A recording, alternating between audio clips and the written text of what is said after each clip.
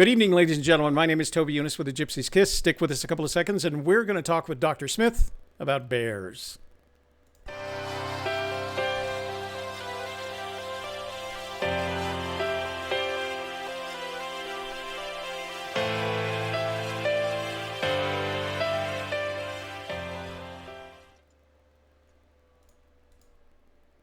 All right, so I don't know what it is between.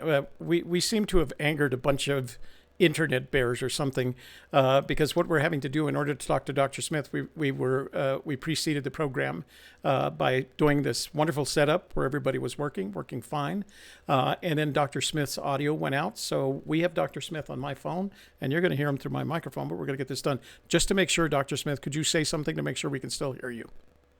Yeah, hi there. Okay, great. All right, so we're good. Our plan tonight is to talk to Dr. Smith about bear and bear behavior. Dr. Smith is an expert. And Doctor, I'm going to give you his credentials. He is a associate professor of wildlife sciences at the Wildlife and Wildlands Conservation Program at Brigham Young University in Provo, Utah.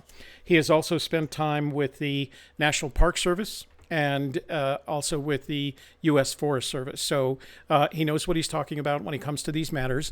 And so we invited him on to have a conversation. Now, usually, you know that when we have this program, we'll invite a guest on. We talk to them through about the half-hour mark. And then we change topics. Tonight, we're not going to change topics. We're going to stay on bears. I'm going to have the panelists ask Dr. Smith a number of questions. And then Shelley's keeping an eye on the chat room, making sure we make sure your bear questions about bears get answered. But before we start, let's start by having everybody introduce themselves tonight. Ryan, why don't you go first? Yeah, I'm Ryan Chapelier, and this is my first-time hunter here. Landon, he just got back from his recon, and my channel is Exarban.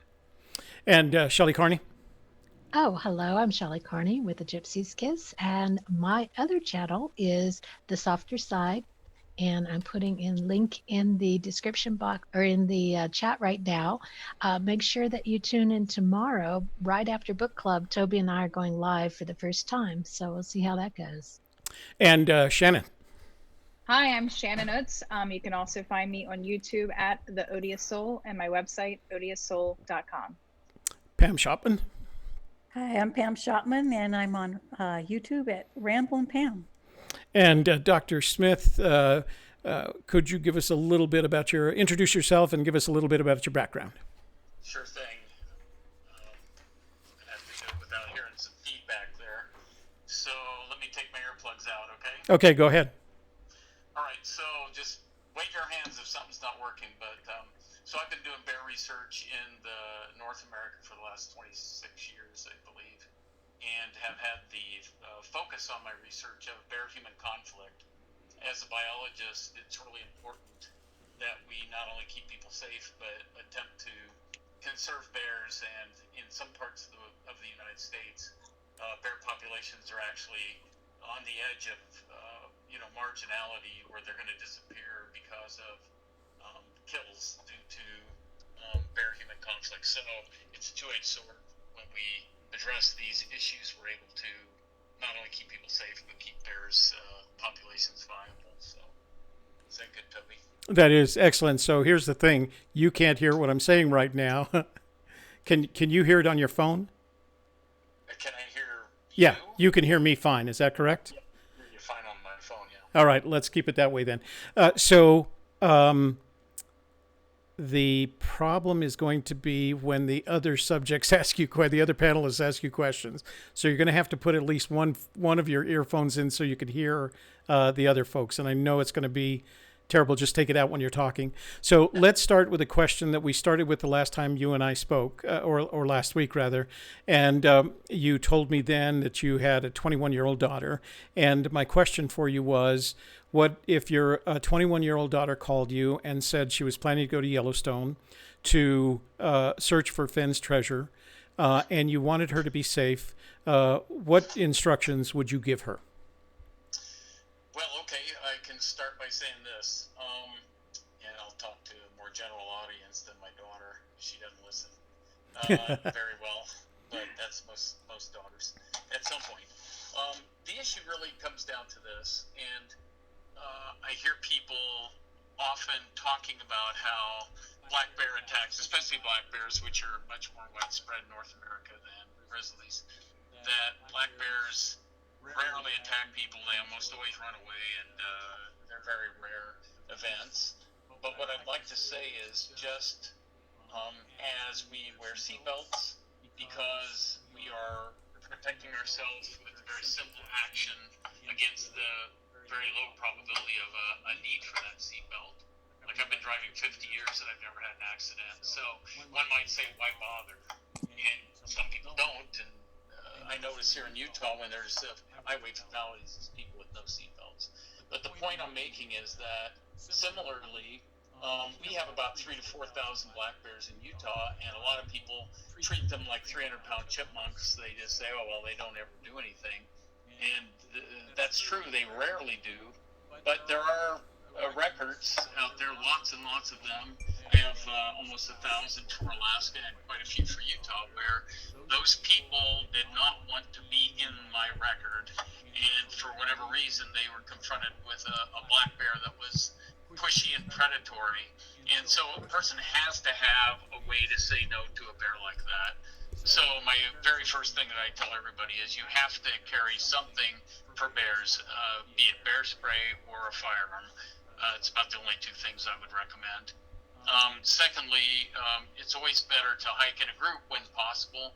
Statistically, people that are soloists, they are far and away represented in the database more than they occur in nature. In other words, when bears are one-on-one with people, it emboldens them. They're not as threatened, and they will actually make more advances and attempts to take the person down. So 2 or more people, it's a very safe, simple thing to do. I will throw this out there for brown bears or black bears. I don't have a single record in North America of 2 people calmly standing the ground and the bear touching them. Toby, So I they'll have get to very leave. close. I see somebody waving their hand. I have to there, leave. I'm not feeling well. Okay. Okay. I can be quiet. Do you want me to be quiet there? No, you're fine. What happened is Pam let us know that she has to leave. She's not feeling well, so we'll just go on without her. Go ahead. Oh, okay. Sorry about that, Pam. So the thing is, 2 or more people are very, very safe. Simple thing to do. Thirdly, you need to telegraph your presence. Bears are predominantly, the vast majority of North American bears don't want anything to do with people. I think a simple axiom they live by, so to speak, is you don't get to be an old bear by doing stupid things. Stupid things includes attacking humans, and it just isn't a smart thing. And so given what are all my experience in the field and also experimental work with bears, shows that if you give them any chance at all to get out of your way, they'll get out of your way. The vast majority of conflicts occur when you surprise them and they don't deal with that well. So make noise appropriately to telegraph your presence. And I think that's probably why groups of 2 or more also are less involved, partly because they're just chattery and they make noise and bears hear them coming and they get out of the way. Also, now, let's say for whatever reason, you've done what you think is the right thing, or you had a lapse in judgment, you encounter a bear. The thing that you need to do, this is all that matters. Forget everybody else's nonsense out there, like raise your arms to look big and don't look at the bear and talk to it, stuff. Just forget that. I've got a paper on that coming out that shows there's absolutely no data to suggest any of those things are useful. What is useful is, number one, you want to get your deterrent ready. Obviously, bear spray is useful, but it's no good in your backpack. It's got to be on a pack strap or on your hip. And if you're in a real bear, frequented area like Hayden Valley, Lamar Valley, and Yellowstone, you have it in your hand, just dangle it from your finger with the safety off. It's not going to go off. You got to push hard on it, but have it ready. In less than a split second, you can dump the can in their face and it'll stop them. But there was a National Outdoor Leadership School group in Alaska. There's 5 of them. They had bear spray, but it was all in their backpacks. That was policy. It was okay to put it there. They couldn't get it out, and they had 4 serious injuries from that. Okay, so so you've encountered a bear. Get your spray ready, and then immediately facing the bear. You immediately also group together, together, present your 2, 3, 4 people, and as a group back away from the animal and get out of there. In Alaska, interestingly, they've been telling people for years, stand your ground, stand your ground, stand your ground. That is not good advice. And the reason why I say that is because there's 2 instances in North America you need to think about. One is you encounter let's say a grizzly female, and she has cubs. You do not stand your ground. The only thing that bear wants is for you to get away because she perceives you as a potential threat to her cubs. Standing your ground is just saying, okay, bring it on. You don't want to be saying that to a bear because they will bring it on. And secondly is if a bear is on a carcass, which you may or may not see, you need to get out of there because you are not going to, in the bear world, that's how they appropriate a carcass from other bears. I mean, it beats working for a living, so they will just simply come up there, and if they're big enough, they'll push a smaller bear off. Well, you don't know if there's a carcass or not. Get out of there. If the bear's emboldened, some say, oh, it emboldens the bear. Well, spray it in the face or shoot it. That's the end of that bear. But you give it a chance and get away, and then move away. So that's the main thing. And then, of course, you leave the area. If you think you can route around it, you can try that, but make a big wide sweep, make plenty of noise, and then you won't have a problem. But if the bear pursues, my data show that for bear spray of, let me think now, 156 people involved in only 75 incidents in Alaska. It was 98% effective. The 2% it was not, the people suffered minor injuries. I mean, I call it minor, they might call it something else, but they were treated and released at the hospital. And in both cases, they were grizzly/brown bears in full-on charges. Basically, the people got run over by a truck, but the truck kept going. It did not stay there at all. So on firearms, let me just throw that out. By all means, if you're an expert firearm user, go for it. But do realize that in the world of bears, it's not like being at the range. The targets actually come off of the holder and they chase you, and if they catch you, they will eat you or tear you up. And shooting, chaotic, rapidly unfolding situation, unless you're prepared like that, like our military and law enforcement, I don't know. I mean, you be the judge, but I'm just saying most people are not that good with guns. The other thing is, so here's the statistics. Let them speak for themselves. Out of 444 persons that were carrying firearms in Alaska, 24% of those people were injured to some degree. 17 of those people were flat out killed. 35 of them, their lives were irrevocably altered. They either lost eyesight, a limb, or something like that, and the rest suffered varying degrees. Now, people bristle at that sometimes and say, well, you're anti-gun. No, I'm very pro anything that stops the bear. Guns will kill bears. I can kill a bear with a .22, but they have to let you poke it up beside their head and shoot them. 22. So what happens is people compensate for inaccurate shots with, let's say, a shotgun with, where you don't have to be quite as accurate. You just point and shoot. On and on. I could talk about that a long time, but I think that's really the bottom line. If you're going to go in bear country, I feel completely, I wouldn't let it stop me for a moment, but don't go in there without an option. In the very rare case, let's say you are facing a black bear, and I know how black bears should act. I run them out of my camps all the time. They'll walk in, I just run them off like some neighbor's dog. Get out of here. If they don't take off, you've got a problem. And that means that bear is not going to be hazed easily, and you better have some other way to stand it down. One of the more interesting incidents in Alaska was a strapping guy up there, and his name will come to me in a second. But he flew a small aircraft to a little remote lake because that's what they did on weekends. These fair weather pilots. They jump out there, take their wife or girlfriend, whatever, and they go out and explore, and it's cool. I mean, it's what you do in Alaska. But this guy tied his plane up to the alders there and scrambled up the bank. And he was looking around for a campsite, and all of a sudden he said he was startled because there was a flash of black in the brush. And he said as he peered closely, he says, "Oh, thank heavens, it's just a little black bear." And it was a little one. He guessed later it was maybe 100 pounds. He said when that bear stood on its hind legs, it was eye to eye. So it's not a very big bear, 6 foot on its feet. He said 3 things. Phil Ralph was his name. My mind is a little. You put out a query and it comes back a while later. But Phil Ralph. And Phil said, big guy, he says, 3 things struck me. That bear grabbed me.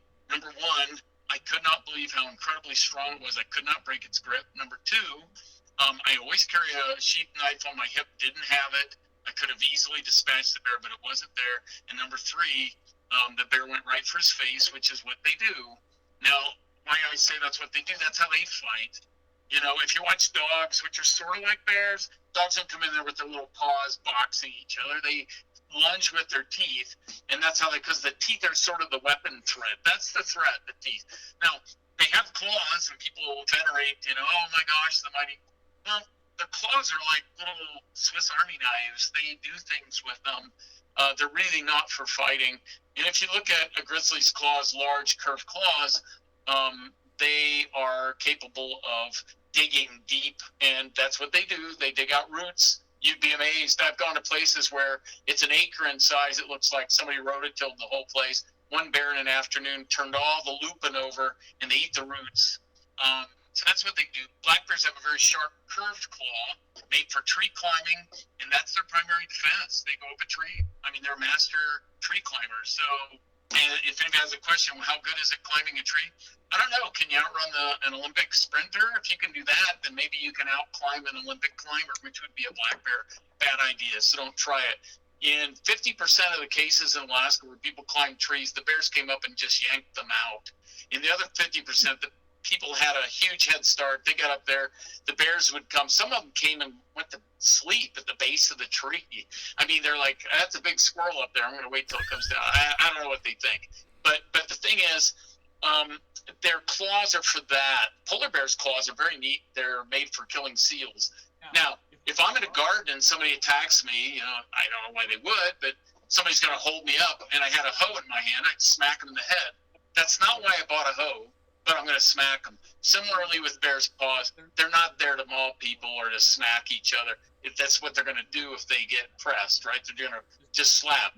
The problem is the teeth. When I did analysis, and the paper just came out this week in Alaska, maybe you distributed that, Toby, I don't know, but it's, a good portion of those, I showed that when bears attack people, they attack the head and the neck 5 times more than if it were just random. And actually, if you factor in the hands and the feet, which also are bitten, those are defensive. So people would put their hands up to protect themselves. If they didn't do that, the bear would just have free rein in the face, because that's how they take each other out. Here's another thought, just an interesting one. I really have studied these animals for about 25, 26 years. I have no idea what they think. They're bears. I know this much: they're not humans in a little zippered bear outfit. So the nonsense out there on how to deal with bears, just ignore that stuff. A lot of it, Uncle Joe said do this, or they're just big dogs with little tails, so you can treat them like a dog. They're not dogs. And I doubt Uncle Joe knows what he's talking about. So I would just ignore that stuff. So I think the rules are really simple. Don't go out there without a deterrent option. Just don't do it. If it's you and a bear, guess who's going to win? And if it's a predatory bear, you're in big trouble because you're just basically dead. Secondly, if you can hike with somebody else, don't hike 100 yards apart, because then that's 2 parties of 1 person, and the bear will take out the first person, then it will come and get the other one. They've done that plenty. But if the 2 are together, then they don't attack. Third, like I said, if you're making noise appropriately, I say appropriately, you don't need to yodel or sing. I will kill you if I'm out in Yellowstone. Don't even do that. I'm there for the quiet. But let's say I'm descending down to the Lamar River. There are bears there. You can't sit thicket. Hey, that kind of thing. Just make some noise. Telegraph it out there.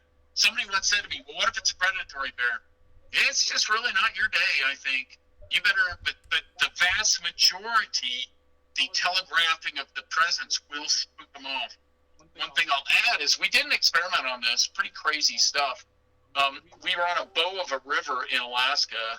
The salmon were running. I floated the river, of all things, with Jane Seymour, the actress, and her husband. They were there, and it was really fun to take them out, and, she also showed me how to watercolor. That was kind of fun too. And I kept thinking, man, I wished I'd watched what was it, Live and Let Die, where she was stronger before that, but I didn't. So anyway, I took them out there. We counted 110 bears in 1 mile. Now those 110 bears, when they're not fishing, they're in the brush. So we did an experiment that was pretty fun. we drew straws, and my companion, Stephen Herrera, who is the world's expert in bear attacks, Steve was there, and he got the short straw.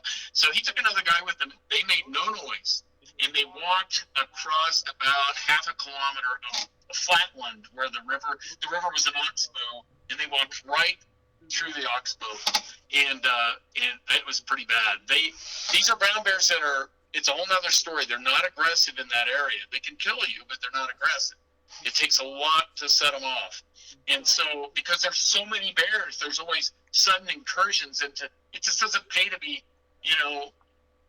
fighting, windmilling in all directions. It's too expensive. So bear steps in there, they look at it, and then it's, they kind of size it up. So we didn't feel bad. I would never do this in Yellowstone. Those bears are a lot more likely to cause, to perceive an aggressor and go after it. I can talk about that. Bigger personal spaces in Yellowstone. Alaska, very small. And I wrote a paper on that. But the thing is, so Steve walked through there, and he called me on a walkie-talkie, got to the far end, he says, I'll never do that again. He said he'd be walking along, and all of a sudden, bear would be up off its bed, scared him, and the bears would run. He said they did 4 or 5 bears. Now, in Yellowstone, they might have just as soon run at you. So then I did the experiment the next day, and we went through there, me and another guy, lucky us, hey bear, that kind of thing. Never heard a bear, never saw it. I know there was this many bears. They just need a little bit of help to get zeroed in. In their world, I think that everything moving is potentially a bear. They treat everything as a threat, as a risk of predation. You don't want to be that guy, because in their world, bears kill bears, bears eat bears. It's a dangerous place for them. So they can't sit there and go, oh, what is this thing? It's maybe this, it's maybe that, it's a human. Come on, they don't do it. It's like a reflex on your knee. They take off, and then they sort of quote unquote ask questions later. And we find that in interviews with mauling victims, they'll say the bear was attacking and it seemed restrained, kind of like a dog. If you've ever had a pet dog and you kind of push them too far and they kind of nip at you, that's not a full-on bite. They're restrained, but they're biting. Bears will do that, and as long as the person remains motionless, they'll stop and they sit there. They're scared. They're obviously not predators, or they would go ahead and eat. They don't eat, and the vast majority they take out the threat and then they leave. And so my point being is they're sitting there trying to get their brain caught up with the reflex, going, what is this? What is this?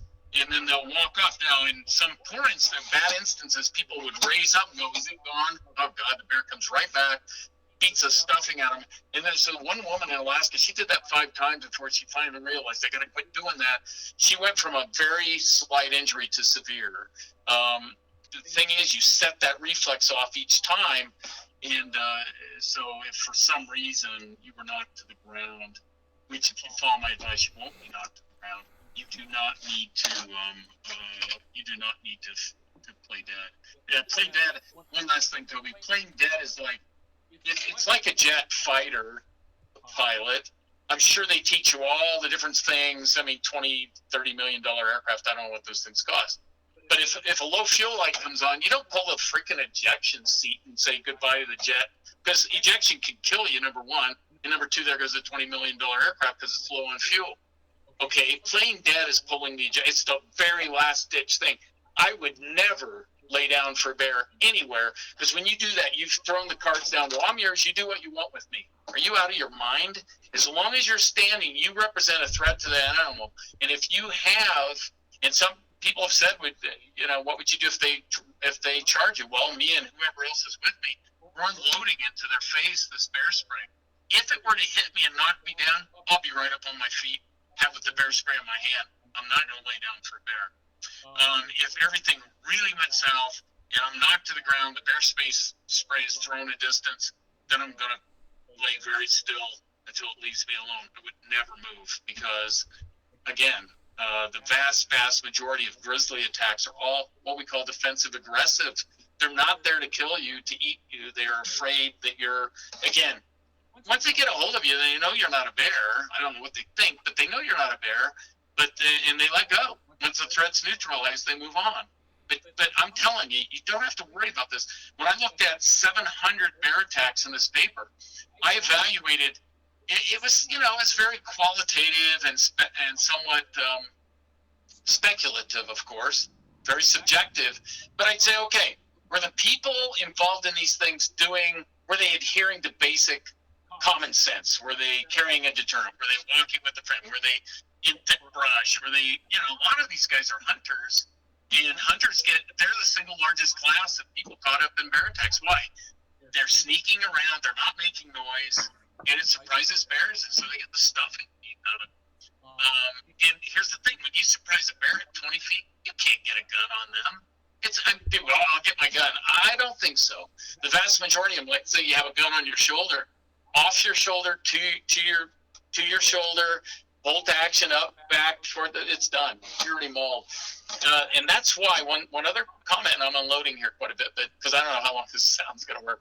But the other thing is pistols have actually performed better than larger caliber, like 300, 375s, 308s. These are virtual cannons. They'll blow the head right off a bear, but you can't get them into play. They're heavy. They're scoped. The mechanical action of bolt up, back, forward, down, safety up, you're done. These are split-second events. Bear spray, much easier to bring into play. Shotgun blast, it's not a stream like the mailman uses. It puts a big cloud out there and so forth. But with revolvers, what's happened is people get bowled over. They're on the ground. They pull a gun out and they start shooting because they can do that. With a long gun, you can't do that. It's already been batted away. And some people go, well, they're so smart. I read about a guy pointed the gun at the bear, batted it away. Well, if you point a stick at it, it will bat it away. You put your arm out there, it'll bat it away. It's not that it knows it's a gun. You get a little nutty about this stuff, but anyway, that's quite a bit there, Toby. How are we doing? We're doing fine. I mean, we're making headway. Before I go on to Shannon with a question, I just want to make sure I completely understand something you said. I think you said, and correct me if I'm wrong, please.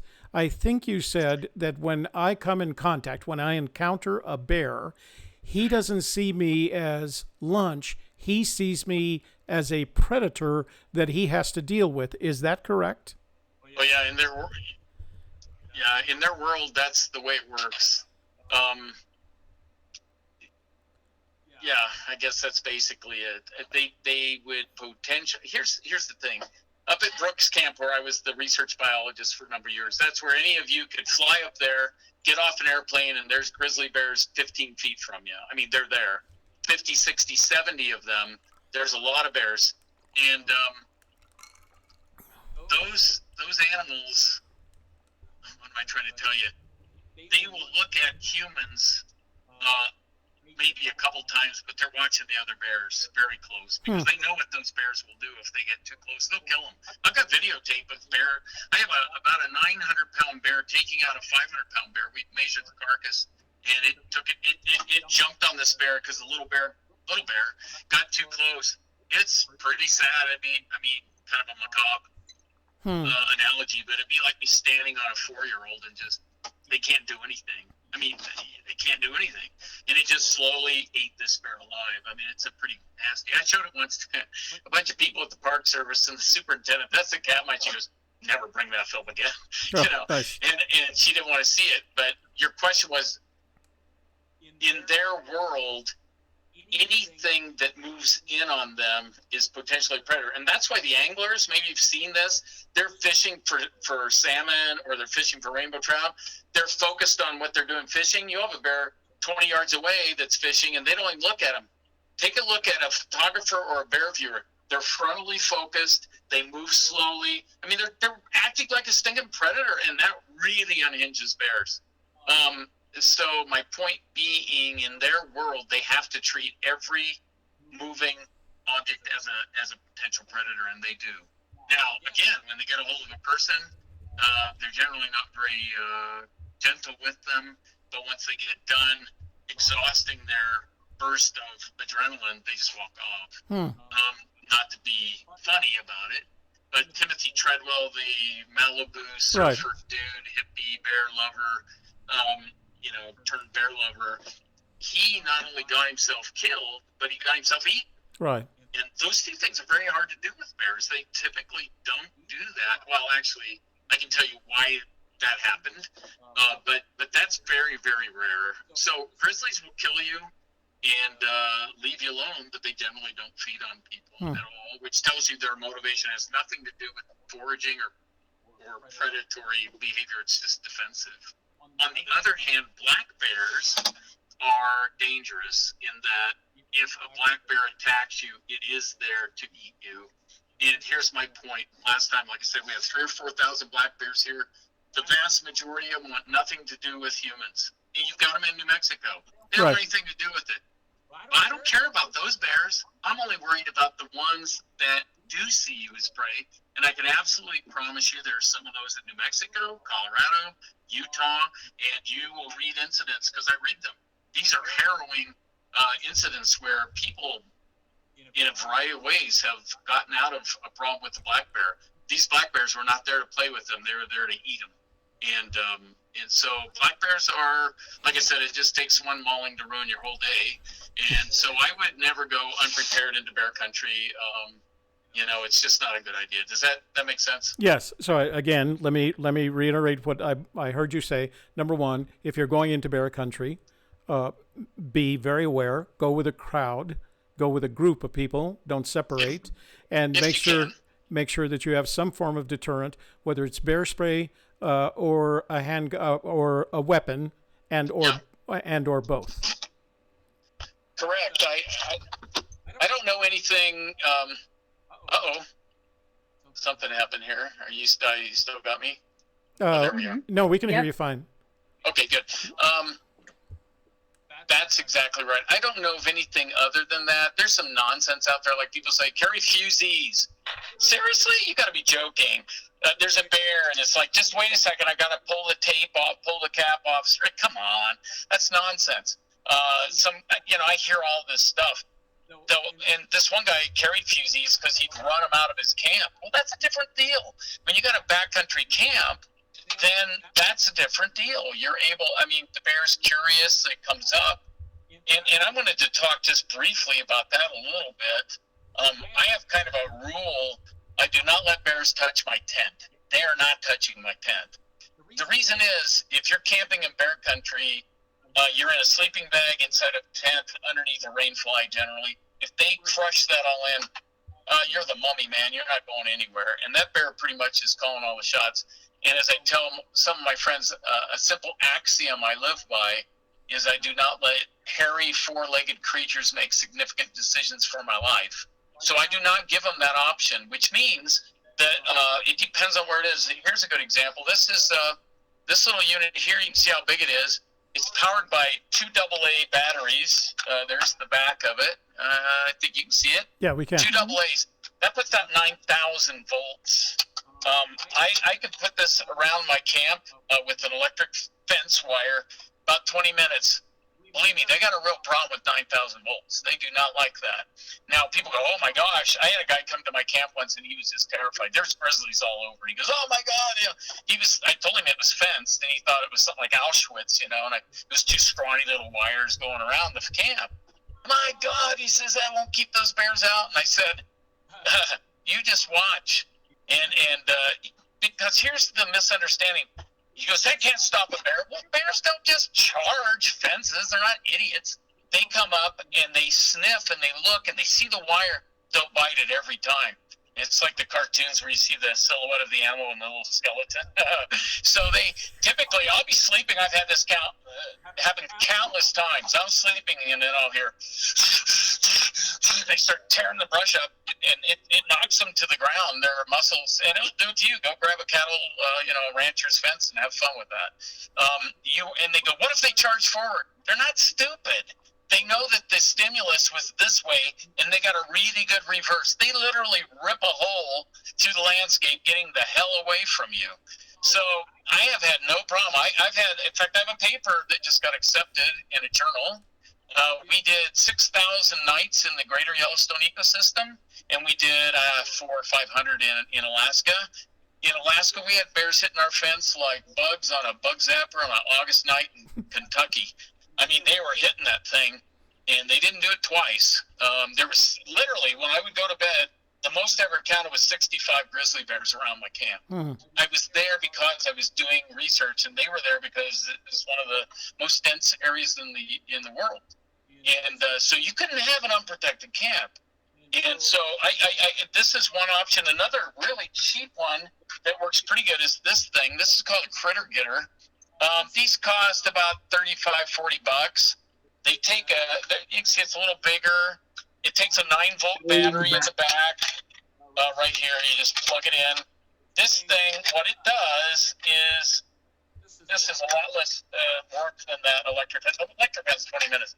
This thing, I can just turn it on and set it. As soon as it's turned on, it does a cone, 110-degree cone, 40 feet out. Anything moves through there, and this thing comes on with ear-splitting sound. Generally, the bears just swap ends and they're gone. But the main thing is, I'm out of my tent, I got the bear spray, and I can at least have a chance to do something. Somebody goes, isn't it going off all night? It's not like the Serengeti out here. There's not just animals streaming by like a subway. I mean, if it is, you're probably in a really bad location to be camping, I'd say.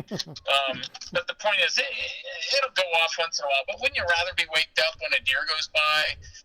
But you sleep good with these things. Now, this will only do 110 degrees. People go, what about your backside? Well, I put my tent back in a thicket so the bear can't come in. They're lazy. They're like us. They're not going to go through like a snake through sticks. They'll walk around. So I creatively use deadfall and make it so there's just one way into my camp. I put this there, and that's it. So that's like $25-$30. You can buy them reconditioned off their website for $30, but that's the critter getter, and that's a really good one. This is kind of you don't mind me showing you stuff, do you? No, please do. No, okay. That's why we're here. This is kind of a cheesy thing. I know the guy that built this. It's called the pack alarm. I say cheesy. I mean, it works. It's got a little reel on it, and you can pull. It's got thread that comes out. It goes it has little Velcro with rings. You put it around your camp, and then if anything touches the thread, it turns. Oh. You maybe hear that. It's annoying. Yeah. But the idea is anything that hits it is going to give you advance notice. That's like $59. I mean, it's not bad. And of course, we talked about bear spray. You always have this with you. That's what we do. Couple notes here. I just did research on bear spray. I've been sprayed several times. My students got sprayed a whole bunch. I couldn't find anybody else to help me because the word got out that you're going to get sprayed. But you know what we did. The reason is we popped the tops off of these things. I can pull it off now. But they don't spray out. What happens is there's pressure in this can such that it pushes a sealing disc up against a rubber seal. And when it does that, if I took it right now and snapped this head off, just busted it off, nothing would spray. It would just be sitting there. Be useless, but it's not like it goes spraying all over. The reason we tested this, we wanted to look at a couple things. I gathered cans from the U.S. Forest Service, somewhere as old as 10 years old. What happens when this just sits? It loses 2% of its propellant a year.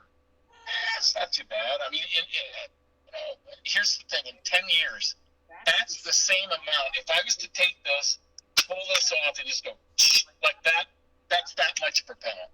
So it's not a big deal. They say you change it every 4 years. Whatever.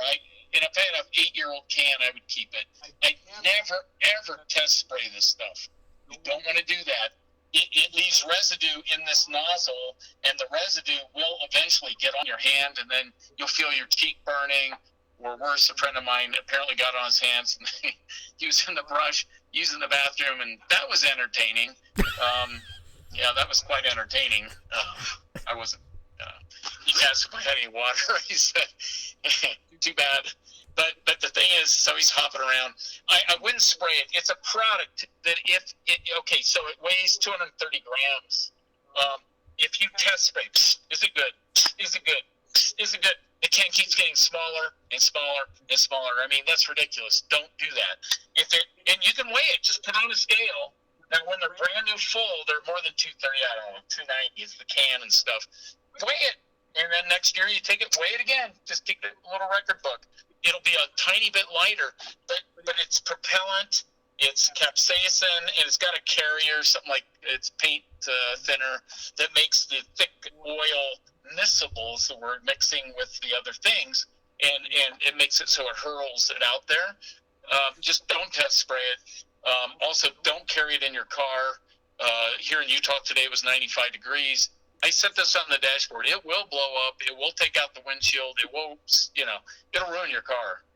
Somebody said, then what do we do? Well, worst case, I can, put it in a piece of PVC pipe. Just go to Home Depot, put an end cap on each end, just tape it to the bumper or, whatever. But if you're driving around, you can put it inside the car. Just don't leave it in there unless you drive around with 120-degree heat in there. Then I suspect you don't want it in there. But it takes about 120. It'll blow. They're very thin cans. So we did experiments on how much pressure it takes to blow them up. We did experiments on how cold they can get and how far they throw. Even at 40 below zero, it comes out good enough to paint a bear's face. Not at 30 feet.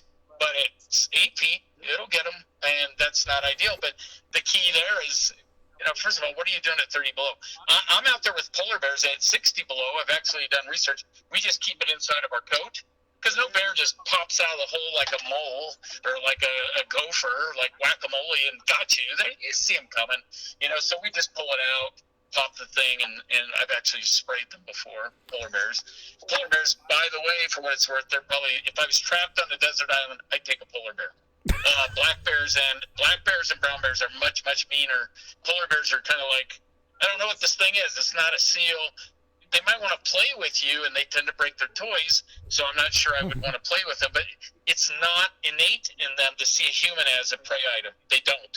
They clearly don't. They're confused. We actually dug into one of their dens with the mom and cubs, and she just looked at us like, don't hurt me, So, they're different animals behaving. I wouldn't do that, but I'm just saying that they're quite different than what people expect. And I think you're going to say something. I have to put my little ear plug back in. All right, hold on. This is goofy. Okay, just quick question about the bear spray. Two things. What's the optimum distance to use it at? I think you said something about 8 feet. And the second question is how, if you were to hold the trigger down from top to empty, from full to empty, how much spray time do you have? Okay, so that was a question. Recently, I was up for a legal group because a manufacturer, UDAP, Pepper Power is their brand. The National Park Service, anyway, there's a group called the Interagency Grizzly Bear Committee. Sounds like a government group, it is.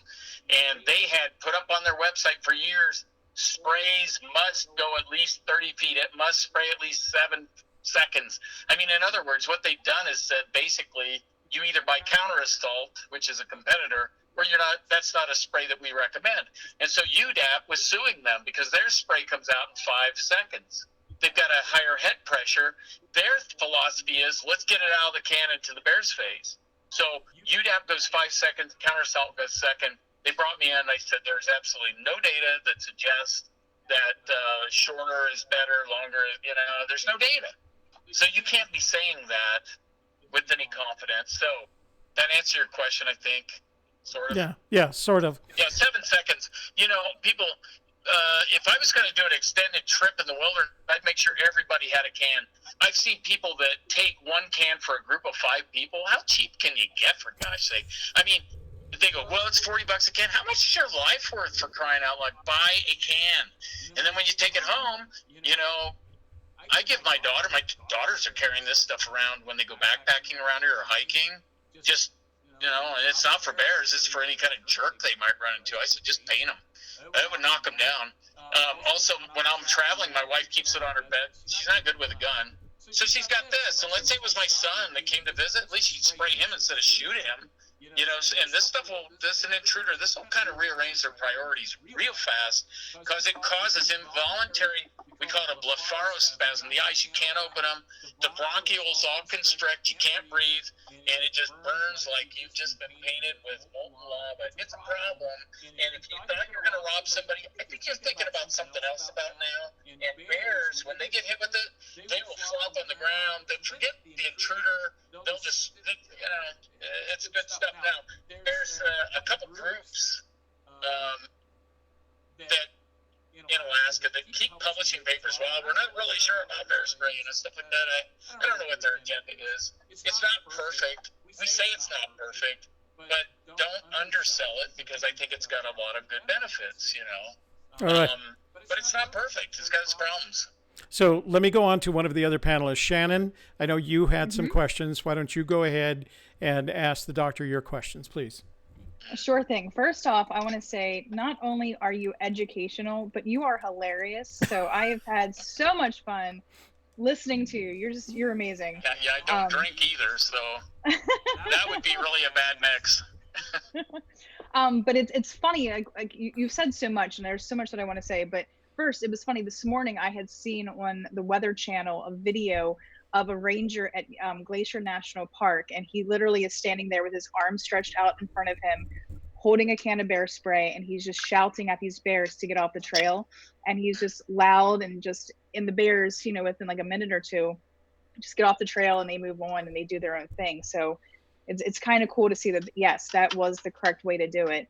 But back in April, we had visited the Grizzly and Wolf Discovery Center in West Yellowstone. And I had actually seen one of the grizzly bears use his fingernail to dig into a bone to scoop out bone marrow, and then just suck on his claw. I thought that was crazy, but they're very dexterous with their hands. Yeah. You kind of expect something like a catcher's mitt that's really stiff. No, they can roll their fingers around really well. In fact, I'll grab while you're talking here. I'll grab a claw and show you. Oh wow. Well, he can't hear me, so I'll wait. Well, I was just happy to hear about the effectiveness sorry of about bear that. spray. No, you go ahead. But I thought maybe it'd be interesting. I've got this. You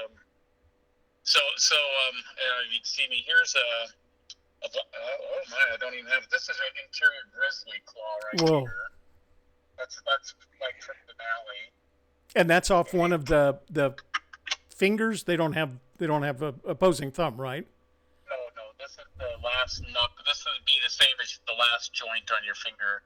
That this is right here, this piece, and then this keratin sheath sits on top of it. This is an interior grizzly claw, or a coastal brown bear. So they're a little bigger than that, and then this is a polar bear right here. It's perfect for killing seals. But yeah. Anyway, to Shannon's question, to my question then, while we were at the Discovery Center, they had a sign talking about how to react to different bears depending on what kind of motivation they have, whether they were just, if they were predatory versus just, like the different things. The question I have for you is, how do you tell what a bear's intentions are? I'm not around bears every day, so if I stumble across one in nature, how am I to know if it's one that I can easily chase away, or if it's one that I should quickly get away from? Yeah, well, I mean, the bottom line is that's the problem with that messaging, is people somehow think that giving you all of this stuff is going to help you. But the problem I have with that is the old adage, less is more. If you truly needed to know all of that to be safe in bear country, then so be it. But you do not. And I've seen books where they say if the black bear's upper lip curls up, it's about to charge. I mean, seriously, are you out of your mind? I mean, who in the world is that damn close to a bear to notice that? So my point is this. Just any bear that you might end up close to is a very dangerous animal. You need to have your deterrent out and ready. You need to back away from it. You don't need to assess anything about it other than it's a bear. It's not an oversized marmot. It's not a squirrel with fangs. It's a bear. You need to get out of there, like I said, all of them. Simple. Carry deterrent, group together, make noise appropriately, group together, get out of there. So, yeah, forget that. I see all this stuff, and, it's just too much, and it's not necessary. And I think the problem is, here's the problem. Now, when you mix in with some of that stuff, some of the old stuff, they still say, put your arms in the air to look big.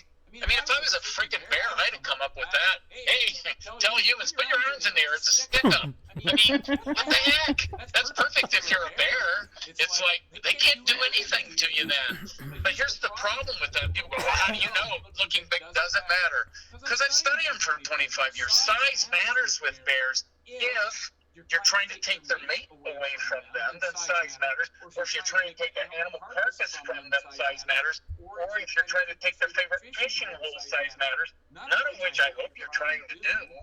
And so if that's off the table, when they encounter each other suddenly, they don't do elaborate displays you see with mates, mate sparring, with resource protection. It's bam. It's over that fast. There's no time for that. It's reflexive. So raising your arms is nonsense.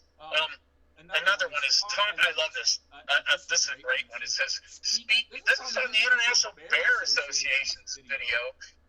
It says, speak respectfully to the bear. What in the world is that? We're supposed to say to a black bear, black is a very slimming color on you. What is this? I mean, what is that? Don't swear at him? I mean, so here's the problem. I know why they're saying this. Why they're saying it is because it calms the human down.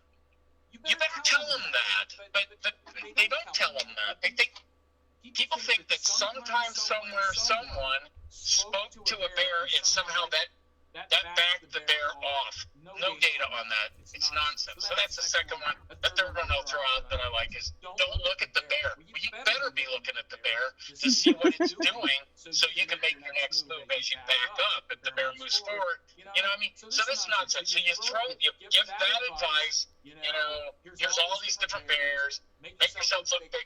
When a person suddenly encounters a bear, all this stuff's just kind of rock tumbled in their brain. Who knows what's going to come to the surface? Oh my God, it's a bear. Don't look at him. No, you should be getting your deterrent ready because in the next split second it may be on top of you instead of standing there with your arms up, talking to it nice. I mean, that's the problem with that kind of approach. It's very dangerous, and it's a disservice to people, and it's a disservice to bears. Anyway, go ahead and put your question at all. I kind of ramble. That's okay. Let me go on to Ryan, and then don't laugh at me, Shannon. No, let's go on to Ryan. Ryan, your question for Dr. Smith. Ryan, turn your audio on. No, mute. Are you muted? Yeah, he's good now. Can you hear him? No, I saw him. He turned off the mute feature, but we still can't hear you. Hang on. Let me make sure. Quick, call Ryan. Oh my goodness. Yeah, call Ryan. There's only so many ways There I can. we go. We can hear you now. Let's see. Try it, Ryan. Let's see. Can we hear you?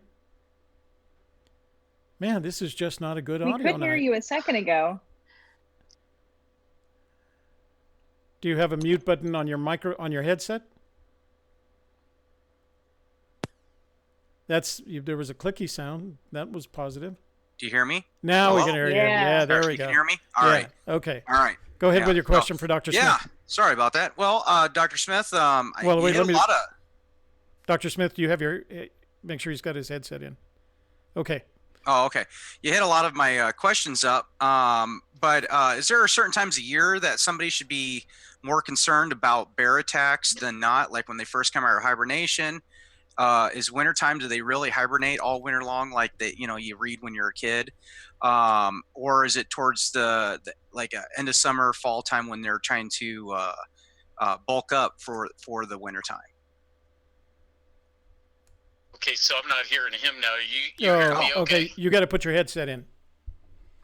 But did he drop off? Are you hearing him? No. We can hear him now, but Yeah. you've got to have your headset in to hear I'm not him. picking anything up from you guys.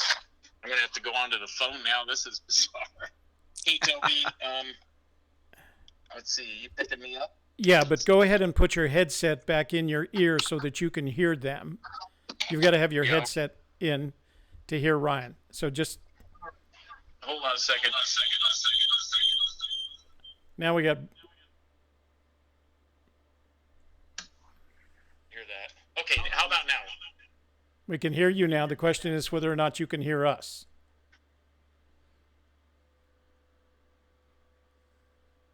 It's much easier dealing with bears than it is this. You, My wife would kill me if she was here right now. you know what, Dr. Yeah. Smith? Here's what's going on. I'm getting an echo. And what that tells me is that we can actually hear you through your microphone. It's just not high enough volume. So just keep your headset in and let Ryan ask his question. And then when you see me raise my hand like a bear, that means put your headset back in. How's that? That's good. Okay, go ahead, Ryan. Ask your question. Yeah, I guess the question's, what time of year are bear probably most dangerous out in the wild? Is it when they first come out of hibernation, before they go back into hibernation? And also, is it true that they really hibernate all winter long and never come out of the cave, like when you read child's books when you're a kid? No. So let me explain this. I'm gonna have to pull these out. Yeah, go ahead. I'll make the bear sign when you need him again. Okay, Okay, sounds good. So here's the deal. One of the things you'll see in the paper that I published is that bear attacks have occurred every month of the year in Alaska. So although they do stay in the cave, their den, they do come out sometimes in midwinter. They also don't truly hibernate in a deep mode. They're shallow hibernators, which means that they rouse very quickly. Does that make sense? You guys hear me? Yes. Okay. Yeah, we can hear you fine. So that's the problem. We'll have people that unfortunately walk right by the den of a grizzly bear, and the bear comes out of there like a furred cannonball and kills them. We've had that happen. The reason they do that is sometimes bears will come and attack bears in their dens and kill them. So they're very shallow sleepers. I think the other reason would be sometimes there's a winter thaw, spring thaw that floods the den, and they have to be able to rouse quickly. So anyway, there's a lot of reasons for that. Time of year, it almost always coincides with the same activity patterns as humans. It's kind of a goofy story, but this lady was in a large group, and she said that she had heard that bears are particularly prone to attack during the mating season. And what would she do if one came after her? This is for Shannon. I told the woman, I said, I just personally write it out. She didn't think my wife was a talk. She goes, I'm never attending another one of your talks. She was pretty mad at me. But no, I don't think there's anything like that. They're lethargic in the fall. Prior to den, they're very slow and non-responsive. But once they're in the den, they can rouse pretty quickly. Does that make sense? In the spring, they're hungry, but they're not like hungry when people say they come out of the den just ravenous. They're not. They've been fasting for months. Their gums, their teeth, their throat, nothing's moving. So they don't come out. They just gingerly eat a little bit at a time to get their digestive tract coming back online. So they're not like some, big shock vac going around sucking everything up. They don't do that. I don't know if that answers your question, but yeah, there's not a particular time period where it's a problem. So pretty much be bear aware all year long, because they don't really hibernate all through the winter like everybody reads in child's books. Like they just become dormant like grass, and then when they come out, they're not ravages. They're just kind of rejuvenating after. Can you hear me? Yeah, I hear you. All right. Fine. So okay, well that's very interesting. It's just kind of misinformation out there. Of course, when you're a kid, you read about the bears, and it's just stories, but they stick with you for your life. So what about also brand of bear spray? Is there really any difference? I've heard people say, oh, don't get the bear spray at Walmart, that stuff's just cheap China made stuff. People is they call the Walmart rental. They'll take the bear spray out for a week, and then they'll bring it back and return it to Walmart. We actually had some people mauled in Alaska, and the bear spray was still in the plastic clamshell container. Nice. That's ridiculous. Yeah. But I wanted to add one other thought about time of year. If you go to a zoo, if they want to keep the bear on display year round, all they got to do is give it food. Hibernation is an adaptation to resource scarcity. That's all it is. If you give bears a pile of garbage, they ain't going to hibernate. They'll stay up year round. If the zoo, like the Alaska Zoo, has very few attending in the winter, they don't want to be feeding a brown bear that weighs 1,000 pounds. They just slowly taper his food off, and he goes into hibernation. good example would be a polar bear. If you're born a polar bear male, you'll never den up again. They never go back to a den, the males. And the females only go back when they're going to have a baby. So black bears in Florida, they never go down except if they're pregnant. So Kodiak Island, there's enough awful things tossed up on the beach, you know, dead sea otters, dead whales, starry flounders, whatever. Large males, they never hibernate. 70% of them, a friend of mine did a study there, a colleague, 70% of them never hibernated. They were in kind of lethargic state, but they were up, they were out, they were on the beach, they'd move around. So it's a food thing, really. Oh, wow. Anyway, probably I didn't know that. I always thought it was weather. You know, I thought it was just, you know, that time of the year and get in the cabin mode, you know, so interesting. So I know on the bear spray brands, is there like maintenance you got to do to those things, like fire extinguishers? You got to shake it up or anything like that, or no? Okay, all right. And then bear bells, do they work? I got one here. Yeah, no, they're completely worthless. The reason I say that on bear bells, I actually did research on bear bells. That's an interesting story. Now, bears can dance, juggle, ride bikes. They put them in circuses. They can ride motorcycles, for crying out loud. They can certainly make the association between a bell and a human. But you have to be the one willing to teach them Bear Bell 101, and I'm not interested in that. The reason is they're really smart. But here's I have a paper on this too, which, you know, this summer I'm supposed to get that out. I'm going to get it out. What we did is I ran many experiments with bear bells, and it was shocking.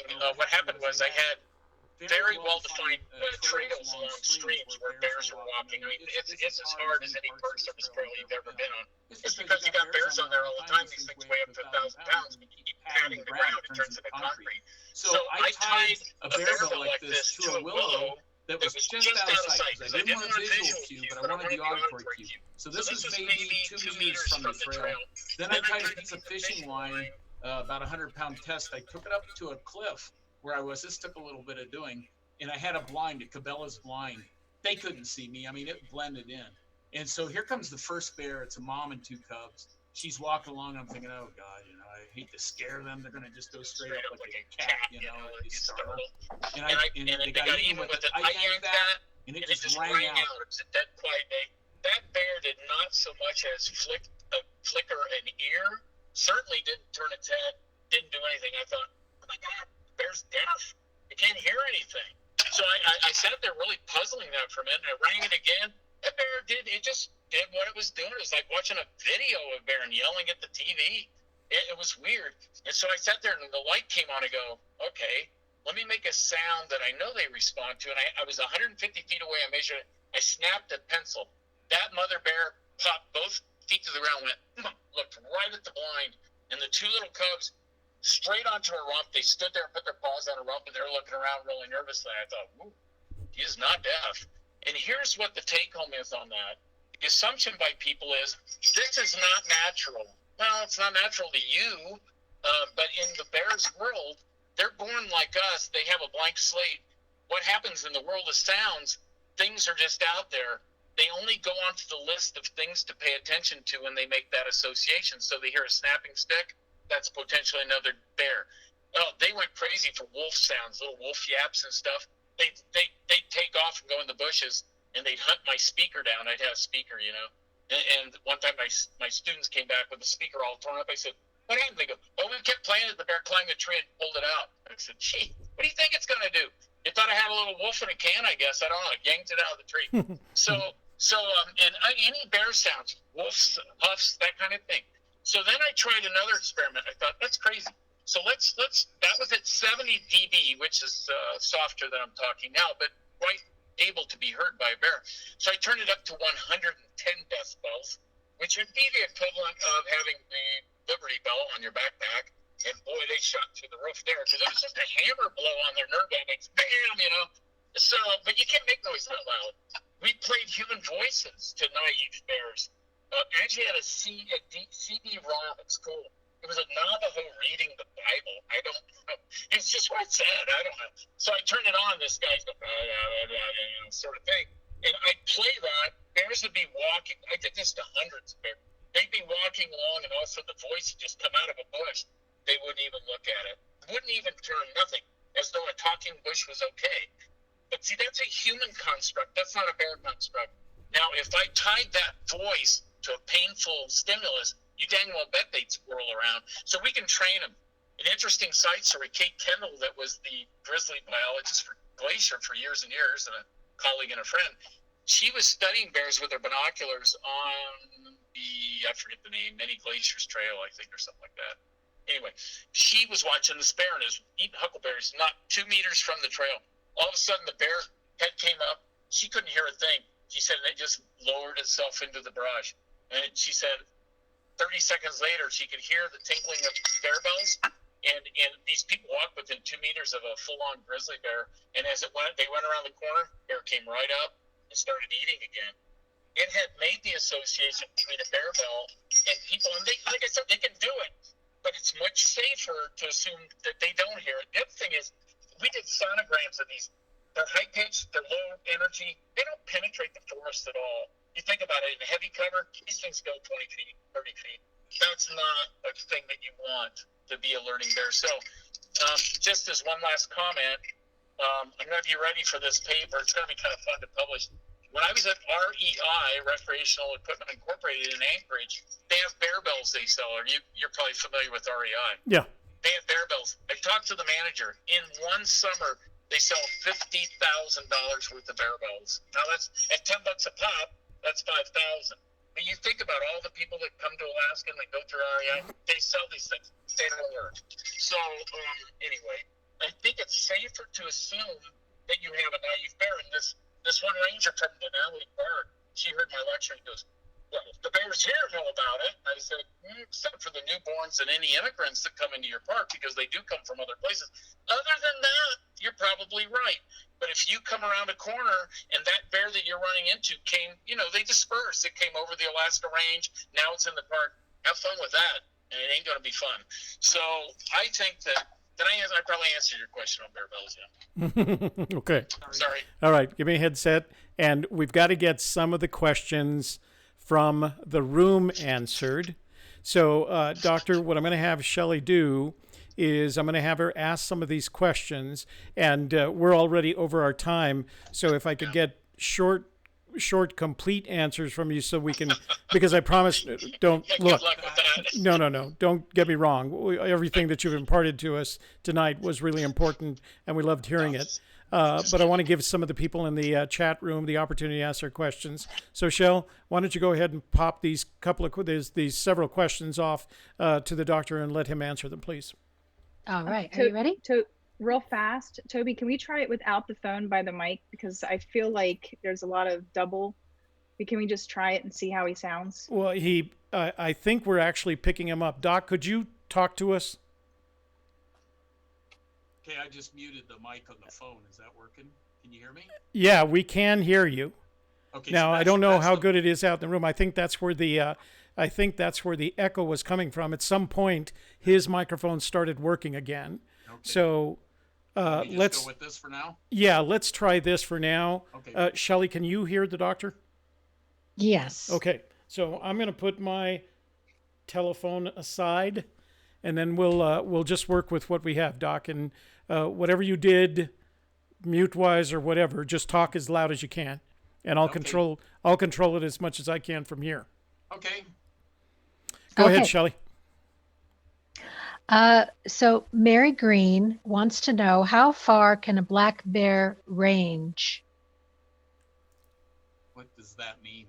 How big is their range? She's worried about a bear in her area that's about 20 miles away. That's reported 20 miles away. Would she need to worry about that? We have a saying in the bear world. It's called "bears are where they find you." So that's the problem, right? Where they're kind of like cockroaches. When you find one, there's more than one. So, the home range of a bear is dependent on the quality of the habitat it's in. So if she's in a very lush habitat, I have bears, grizzlies in Alaska that have home ranges smaller than jackrabbits in Utah, literally. If you look at the black bears I'm studying down by Bryce Canyon National Park, that's a marginal place where basically they have to pack a lunch to get through some of this place. So I don't know that's, let's say there was a bear sighting in northern Illinois, which I think they've had one, and she's 20 miles south of it. I wouldn't worry about it. I mean, just carry your bear spray.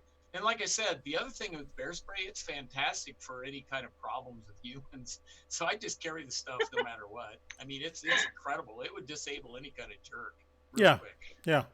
And one other thing I'll throw in about bear spray, like you or me, we're reluctant to shoot a human. I mean, it's just not in us. Oh, we'll spray them right now. And that reluctance has cost people their lives because they don't want to pull the trigger. They don't want to pull the trigger. You don't want to be on the Anchorage Daily News. Idiot shoots bear.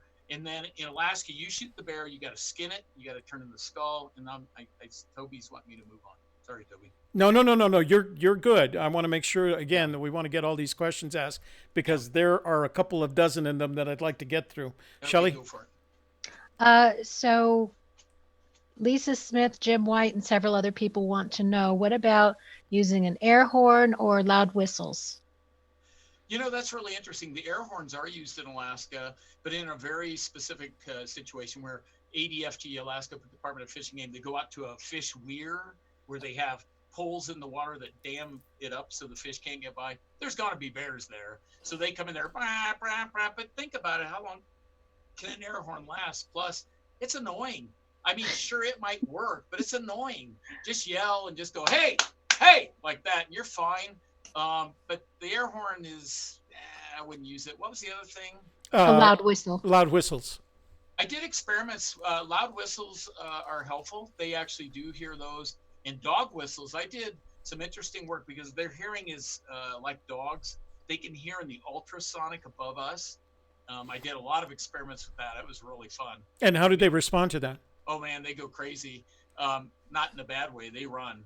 But so I would use a dog whistle. I could get a bear laying on a daybed 400 meters. So that's a quarter mile away to lift up and look around. So I think dog whistle, but there's not a lot on that. I'm just saying we had a sound generator that we would use, and we'd push this button. It was electronic, and these bears would just, like they hit a wall of bricks, they'd stop and be startled and they'd run the other way. So I think there's some fruitful research to be done there, but I do think mostly a whistle is okay, but I really think your voice is fine. You know, blowing a whistle would get really old too. All right. Well, Shelley's pulling up another one of those questions. This was a question that I got from Jonathan Jones. He's the guy in the UK. Oh. And he's coming over with his family to go to Yellowstone. So I'm going to ask this verbatim. And you may have answered it already, but just give him a little bit, a short little snippet of advice. Let me read the question, then you tell me what you think. We're heading to Yellowstone in August. A family of 4, 2 adults and 2 children, 6 and 10. What advice would you give to us to keep the kids safe? We'll be in the woods, up a creek in a small valley with pine trees either side, so we could happen across a bear round a corner quite close. Yep. What should we do, and what might the bear do if we stumble across and it startles it? Well, first of all, in Yellowstone, in many parks, they're set up now. You can fly in from England, drive over here. You can rent bear spray. So what they do is they weigh it. If it comes back any less, you bought it. So you shouldn't be spraying it. So you can all get cans of bear spray and feel pretty good about that. I don't know what it is a day, but it's available. With kids, I'd put them between your wife and you, hike and have them in between. For instance, interestingly enough, in Alaska, we don't have a single instance of a child being killed by a bear or mauled. They don't particularly go after kids. Why? Because they're not going after humans, and kids are always with an adult, so they maul the adult. The bigger threat is what they do. And anyway, so children aren't particularly susceptible. And as long, again, as you have some bear spray, just make noise. These are heavily used trails, lots of people. You should be fine unless you're going to go some of the places I go. And there, it's pretty, you don't see a lot of people, but again, it's just use your head. So in terms of aggressiveness, while we're lining up some questions here, in terms of aggressiveness, could you rank brown, black, and grizzly bear for us? Oh, okay. So brown and grizzly, same thing, right? Okay. So the brown is referring to coastal bears in Alaska down through British Columbia. They have access to salmon, so they're big.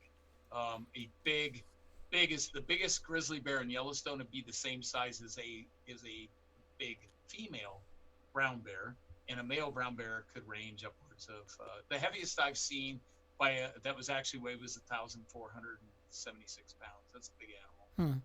Polar bears range up to 1,700. Black bears, a real morbidly obese one, maybe 600 pounds. If you want to just run some numbers, grizzly bears are roughly 25 times more dangerous than a black bear, which is roughly another 10 times more dangerous than a polar bear. So black bears, I'll see in the books, oh, black bears are the most dangerous bear. It's like, what are you smoking? What's wrong with you? You need to give that up. It's there's absolutely not case. Now, could black bears be injuring more people? Yeah, because there's black bears all over North America, but who's knocking the stuffing out? It's so if you look at Alaska, 62 confirmed deaths by brown bears, 6 by black bears. There's no question the grizzly bear is by far and away. But even then, it's how many angels can dance on the head of a pin question, because bears don't want anything to do with you. So when we focus in on the ones that do, it looks dangerous. But I quote this statistic. I'll have to look it up again. Last year in America, 47,000 people were injured with shopping carts, and there was very many more injuries. There were several deaths. I mean, shopping carts should be what you're afraid of, not bears. Shannon, do you have another question before we start wrapping up here? Or you just a quick question. Like, we all know that there's stuff with like the Yellowstone pictures of back in the day with the friendly bears, eating out of people's hands and stuff. Have you seen any proof or evidence of domestication in bears? Like, I know several animals, if like you have like 2 or 3 or 4 generations, of human contact can domesticate an animal. Have you seen any evidence of that with bears? Oh, I've been standing from me to my monitor to 1,500 pound grizzly bear that was quote unquote tame. That was the one used in most of the Hollywood movies. Bart, Doug Seuss, he just lives up the road here from us. I was over there one day. It's a long story. The short of it was the bottom line is it's like domestic cats. If you have a kitty and it goes out in the barn and has kittens and it's not around people, you've got a problem, because these little, let's say you have 6 little kittens, there's 6 little bobcats. They will not domesticate. They'll garbage disposal, destroy your arms, and they'll never come around. On bears, if you don't get the cub within the first 6 weeks of birth, it's done. End of story. You can get it to kind of behave, but when they misbehave, it's a real bad problem for a human. So in Bart's case, he was raised as a little tiny cub that was orphaned. I think his mom got shot. Doug picked him up, and even then, Doug, he brought him out of the cage, and he had a boat anchor chain around his neck. And what was interesting is I'm a little nervous, with this bear, because his head was the size of a bushel basket. He's me, 3 feet away, and all of a sudden, Lynn, Doug's wife, says, "Hey, Doug, the phone call." Well, they work with Hollywood, right? So they wanted Doug for something. He says, "You guys don't do anything." He takes off running. Well, what does Bart do? Bart does what dogs do. He sticks his nose right in the fork of my legs and starts rooting around, and I'm going, "Doug." Doug's over there on a cell phone, and I start waving to him, "Doug." Look at the bear. I didn't want to yell because I didn't want to startle a 1,500 pound grizzly bear that's now sniffing my fork of my pants. And so I kind of covered my, I said, "Doug, bear." And he covers the phone. He goes, "Bart, don't touch." I go, "Dear God, Bart, don't touch." So anyway, they can kind of habituate, but you want to see something interesting, just the last of it. Go online. Grizzly bear attacks. Oh my gosh, there's a bunch of domesticated grizzly bears that injure people seriously. In fact, on National Geographic, there was a guy in California that had a bear like Bart, and he's got his of all things, his brother-in-law posing with this bear. He posed with people. Pretty cool picture. Something was irritating the bear, and it turned and basically took the guy's throat out, and he jumps up from the ground. He's a dead man. He's dead within 30 seconds. They got all that on film. You can't see it because the bear's head covers the destruction and the man goes to the ground. But they say it was totally unprovoked. Unprovoked.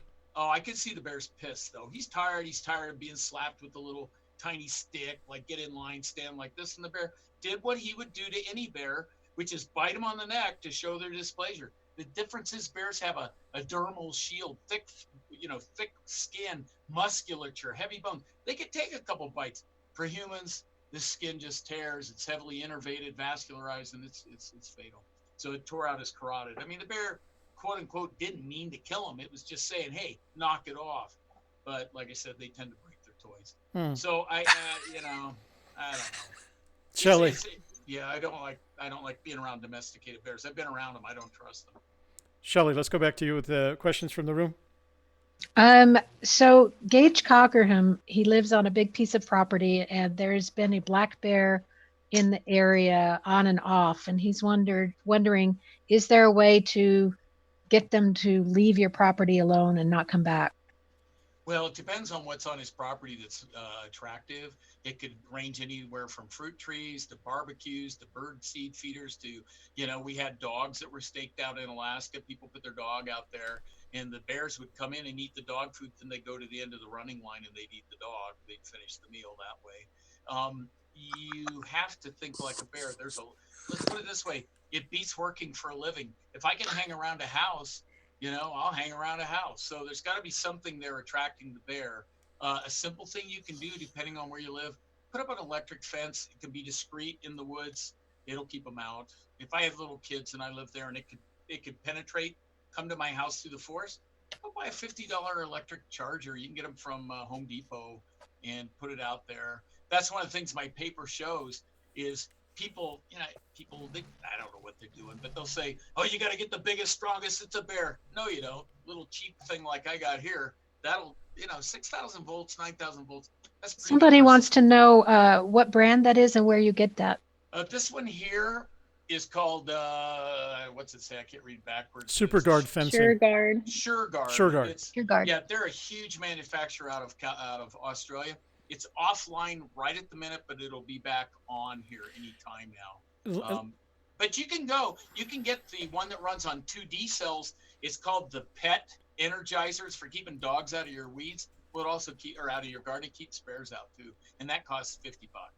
So for our viewers, I'm going to strongly recommend you do a YouTube search on bears and electric fences because there's several videos from the University of Wyoming in cooperation with the Yellowstone National Park and their grizzly bear program where they tested the kind of device that the doctor just showed in connected to what looks like nylon strapping. I don't know how to describe it. It doesn't look like wire. Flat webbing. Yeah, it's a flat webbing.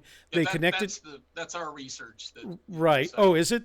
Yeah. So they connected it to this device, wrapped it around backpacks that had human food that the bears were attracted to, and the bears would come within a short range and kind of sense the electrical current. The few that ended up touching it, it makes a little electrical pop against whatever they touch it with, and they hightail it out of there, as do the other bears. So if that's something where you're going to be camping in bear country, you ought to consider it's an inexpensive investment, and apparently they work really, really well. So you sleep really good. I would camp by myself. We'd have cabins in Alaska, and we'd put all the other people in there, and then I'd pitch a tent because I like my quiet. I like to hear the earth, the wind, and all that. But I'd put a 2-strand around my tent. Never had a problem. Yeah, never. There are bears everywhere. So it's worth the peace of mind. It really is. All right. I've got Shelley with 3 more questions, and then Ryan, I'll go to you. Let me get these questions in the room answered. Okay. Go ahead, Shelley. I'm going to ask all 3 at once because they're pretty short. What do we do for storage? Wait. What do you think? You broke up. Could you ask that question again, please? What do you do for food storage to keep your food safe? What do you think of a rental bear spray? And if you encounter a bear, do you run or not? Okay, so food, that's overstated. I'll say this: the presence of a human is much more of a repellent than the food is an attractant. So it's not like bears will come running from 100 miles around to get your freeze-dried meal. Now, if you're out there with a side of hog on a barbecue, you might have problems, but I don't think most people are doing that. And similarly, there's crazy stuff out there. Strip naked, throw your clothes up in a tree. I mean, it's just ridiculous. So that's silly stuff. As far as the food, you either hang it in a tree, which works, as long as it's high enough that it's not a piñata for them. Or you put it in one of those bear canisters. That works. Most of the national parks will check them out. You don't have to buy them. Yellowstone will do it. They give you a bear can. It weighs a little bit, but it will protect it. And you just put it by your tent. And then if they get a hold of it, they can't bite it and stuff. Or thirdly, there's a lot of stuff here. I talked to a person once and said, well, I don't have a food canister. I'm not going to carry that. I said, well, then what I'd find is a little escarpment, maybe on a river bluff, where I could put my food in the stuff sack for a sleep bag, drape it down the sheer wall and tie it to a book. Nobody's going to get that. Or toss it up on a big boulder and have a tagline hanging down. I mean, there's a lot of things you can do with food, but you don't bring it in your tent and you don't set it by your tent. And it amazes me that people say, well, I'm just going to leave it out there. So basically, I don't know about you, but when I get time for a vacation and people come from all over the world, let's say from UK to Yellowstone, I don't let bears decide when my vacation's over. But if you're in the backcountry and they take all your food, guess what? The bear just did that. And worse, you've trained the bear now that humans are a source of food. And that's the problem. So we don't want to do that. One of the problems with bears is, we're kind of the Helen Kellers of the animal world. We can't smell very strong. We don't have strong sense of smell. So what we are not getting when bears, let's say they grab this cup and it was full of sugary drink. The thing that's doped all over the outside is human scent. I can't smell it. They can smell it. So what happens is human scent, sugary drink, human scent, candy bar, human scent, garbage. They come up to a tent with no food, human scent, rip, and they go in there. That's the problem. So we don't want to let them get food. So I told this person, I said, okay, let's say you're a complete lazy, you don't care if the bear ends your trip. Well, you got to worry about other people because you've now trained this bear. We had an instance here where this woman wrote up her incident. The bear was smelling her tent. So she said, I did the right thing. I unzipped the zipper and tossed all my cookies outside. It's like, do you know what you've just done? You've trained this animal to see a tent as a vending machine now. It's going to go up there and start shaking tents. Where's the damn cookies? So I think, they're not stupid. Now, the second question was rental bear spray. That's fine. It's a good option by all means. You can't fly with it, can't carry it in your bags, so forth. The third thing is never run from a bear. In Alaska, in my analysis, I had 61 cases where people chose out of all the things they could have done, they spun the wheel and it ended up on click, click, click. I'm going to run. In 59 of those, the bears chased and it took them out. I don't think we need advanced statistics to say that's a bad idea. So running is bad. Moving away from them in a straightforward manner is the thing to do. And like I said, if they decide to lunge forward, spray them. That's the end of that bear. So I would take a lot of comfort in this bear spray. It's very bad stuff. I've been sprayed many times. It's debilitating, whatever. It's because we're doing research. I've got hundreds of cans in my lab right now I need to get rid of because I'm done with the research. But the point is, it's pretty bad stuff. Anyway, that's 3. We knocked 3 That's out. right. Good one. Ryan, last question. Yeah, I'm going to say, just make a statement. Toby, you need to have Dr. Smith back on here. And we are definitely, listen, I am literally, he's great. I am going to spend the next. Forest people need more entertainment in your life. I am going to send you a headset. And I'm going to sit with you as long as it takes to get that headset working because you are so informative that what I'm going to do is I'm going to schedule just one of our Tuesday programs so that we could do exactly this and have you go through this because the amount of information, honestly, for tonight is a bit overwhelming. There's so much. I feel like I want to have a set of questions that organizes it so that we have a organized set of answers that we can even document. But to Ryan's point, is there a paper that you've written in all of your work that would take all the advice you give in terms of protecting yourself from bears in the wild that we could share with our audience? Is there something like that? No. No. Figures. No, well, here's the thing. I'm going to fly to Slovenia in September. I'm a keynote speaker there. Hopefully they translate this stuff. But it's about bears and people, and that talk, I could give you that talk. It basically boils it down a little bit. That would be great. I kind of set a goal. You can't see, but well, you can see behind me, all those books. Those are all bear safety books. Climb a tree, don't climb a tree, run from a bear, don't run from a, I mean, it's just a whole bunch of contradictions. And so the time is coming when I'll probably kind of write a book. Yeah, that would be good. Maybe. You could entitle it Bear Information for Fenn Treasure Hunters. How about we? And it would sell like hotcakes. So let me ask you one other question before. Shelley, have you got any more questions from the room? No, I'm good.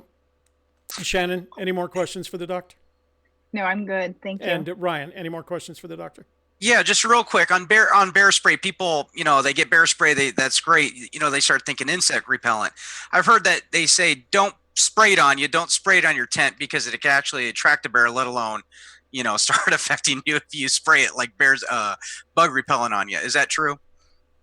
Well, you would only do that once. That's well, yeah. You wouldn't do it twice. Yeah. No, it's no. I mean, it doesn't attract the bear. Oh, it does attract them. Oh, very much. I had a time in Alaska. I knew it was doing this, and it's a long story. It's a funny story. I won't bother you with it, but the Park Service, I finally figured it out. This is the problem because people were spraying the toes of the floats on their float planes.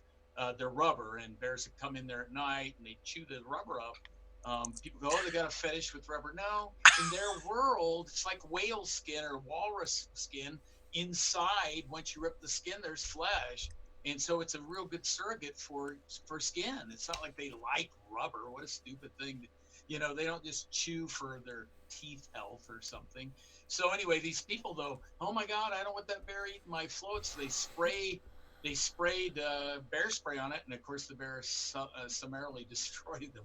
And I was kind of watching. He goes, well, it's a good thing I sprayed it on there. They would have destroyed it more. And I thought, well, maybe not exactly, but I wasn't sure. So I sprayed some on the ground and I put a stick by it, and then I climbed up in this blind I had. And I mean, bear after bear after bear would come in there, drop onto they rub their head, both sides, rub the top of their head, get on their back. It was quite the thing to see. They'd wriggle around. I've got video of it. It's quite impressive. And so I saw like 20 bears do this. And so I called the Park Service guy and I said, come on over here. You got to see this. And he jumps up in my blind, and here comes a bear, and it does this act of rolling and rubbing in the bear spray. He goes, why in the world is that doing that? And I said, because I sprayed bear spray on the ground. And this Park Service ranger, he looks down at where he's got the can. He goes, oh my God, I got a pork chop on my hip. he grabs the bear spray and he tosses it. And I said, no. I said, look, dude, I think it's this way. I like milkshakes, but I don't like them sprayed up my nose. So I mean, it's a bummer of a side effect. It's a bummer of a side effect, but they do. So I went and I did some experiments. It was crazy. I sprayed it on the ground, and I put a stick in it, and I was just kind of sizing things up, and I go, oh my God, I saw this bear running from a quarter mile, and I was running not because I was really worried about the bear attacking me. I was afraid it was going to kill, roll on top of me. So I got out of there, and this bear with 2 cubs, the cubs were 2-year-olds, so there was like a pack of 3 bears. These are brown bears. She comes sliding in there like it's home plate, rolling around, and the cubs are rolling in this stuff. Well, what was funny is they got all doped up. So now all the other grizzlies around there are coming in and trying to figure this out. So here's a mom and 2 cubs, and here comes this like 5-year-old, and he's smelling it. I can see him waving his nose. He runs over this rise to get his reward. It's a mom and 2 cubs. It's like, oh my God. And she's just like, rah, coming after him. And he runs off like, what the heck? And so this bear circles around. He goes, I'm putting the thoughts in their mind. But this bear's going, I don't know about that growling bear, but I want whatever the scent was. He comes back. I mean, it's that strong of an attractant. He comes in there again, and she just chases him for half a mile. And he doesn't come back. But the point is, it's a heck of an attractant. Another reason why I wouldn't spray the can, because it'll have a residue in there. You can always dip a Q-tip in alcohol and swab it out, but just don't even do that. But yeah, I wasn't on their Christmas card list after that. When I published that paper, the bear spray people, I got threats of lawsuits and all kinds of stuff.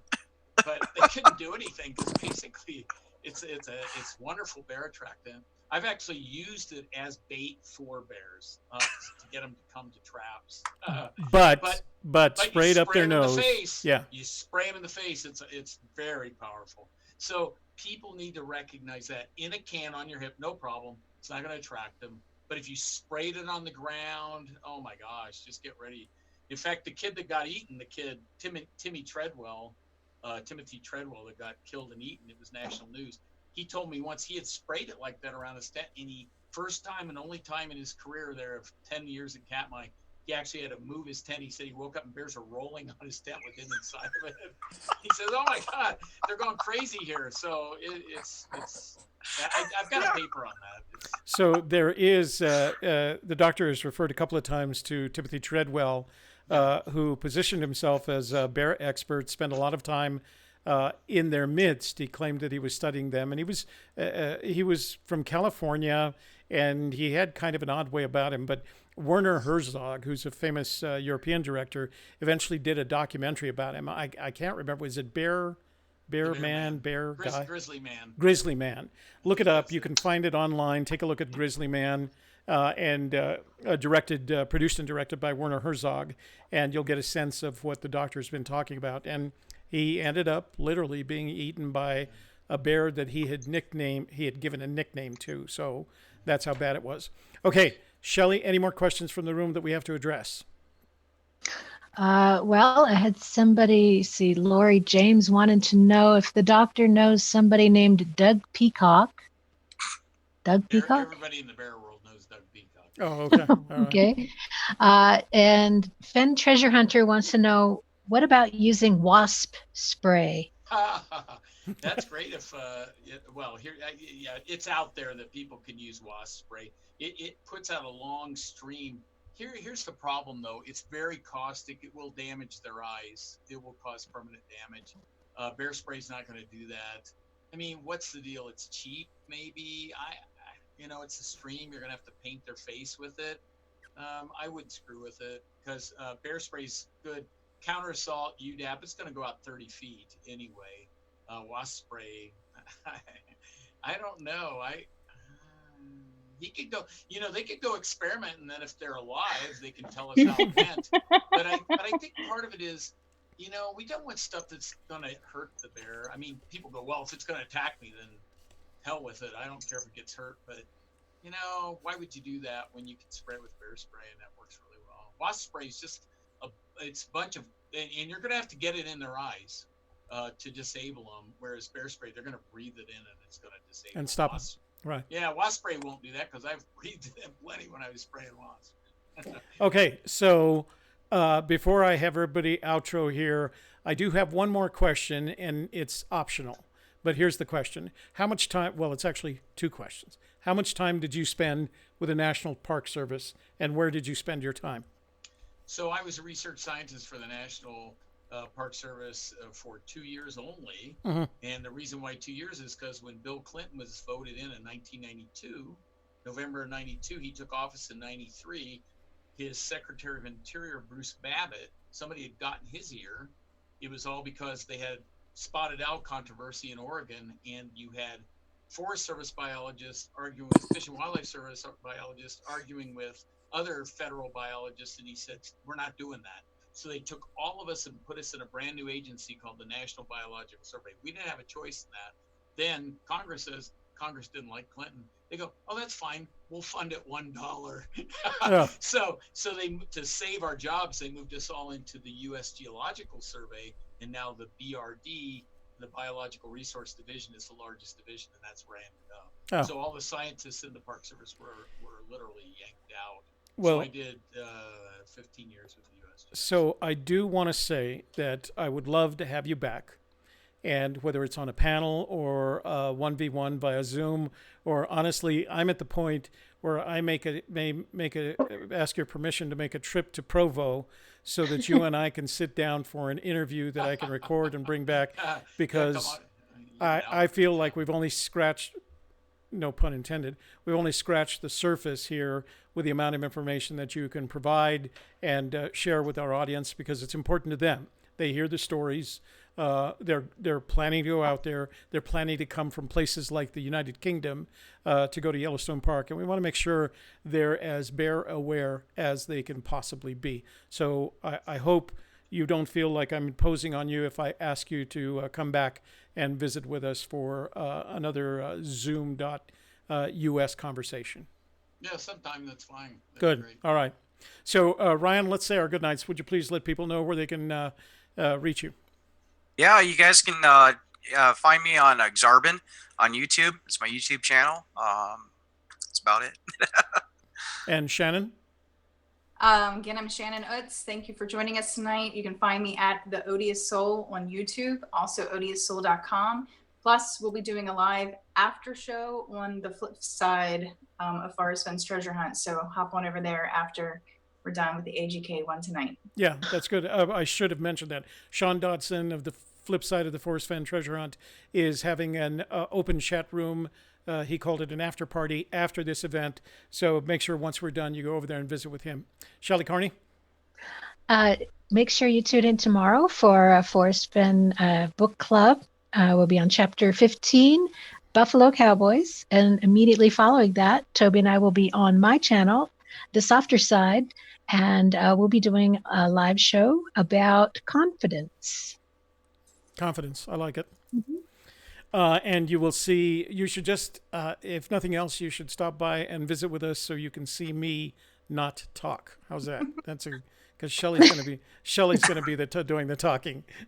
So I won't believe it till I see it, Toby. I know. So, Dr. Smith, where can folks find out more about you? Do you have a website or someplace where the material that you talked about tonight can be found?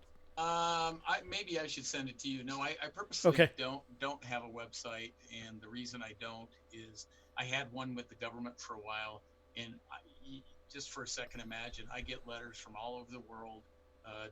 The bears have belly buttons and all this kind of stuff, and they're little kids, and you feel really like a jerk for not answering them. But I get literally thousands of letters, so I killed my website out. All right. Well, whatever materials the doctor sends me, I'll make sure that we post it to our blog and make it downloadable for you guys, so that you can take advantage of the information that he's already written. And that's actually so. Before I close tonight, I want to give our gift away, our prize away tonight. Again, this is a piece of work, the laser cut, and it was done by my daughter Sean, who does all the work that we give away on other days. This was done by her son Griffin. He's a 9-year-old. He's quite artistic, and it says it's a picture of a bear in a cave, ideally hibernating, and it says, "Caution: do not wake till coffee is ready." So here's the trivia question that you have to answer tonight. In a paper done by Dr. Smith with 4 other experts, that was published on February 6, 2012. It's a study of 200 and several bear-human encounters beginning in the 1800s and lasting through the late 1900s. What I need to know is the number of incidents that they documented, compiled, and researched and analyzed of bear-human conflicts where on one side was a human and the other side was Ursus arctos. So put that number in the comment box below, and I will send you this prize on Friday if you're the first one to do that. All right? Ladies and gentlemen, thank you for joining us tonight. We really appreciate Dr. Smith joining us. I hope to have him back in the future so that we can continue this conversation. And I'd like to thank Ryan Exarban Ryan Chapelier of Exarban and Shannon Utz of Odious Soul for joining us as panelists tonight. I'm sorry that we missed Pam. I hope she's feeling better and that we will see her again. And of course, I'd like to thank my partner in crime, Shelley Carney, for acting as producer and making sure the chat room got those questions. As for you, we appreciate you taking the time to come and visit us. I know we went over time by a significant amount tonight, but I really felt all this information was important, and it's not often that we get to have a conversation with an expert of the quality and knowledge that Dr. Smith can provide. So until tomorrow afternoon at 1 p.m. for our book club show, this is Toby Eunice signing off for a Gypsy's Kiss, and here's a new outro for you.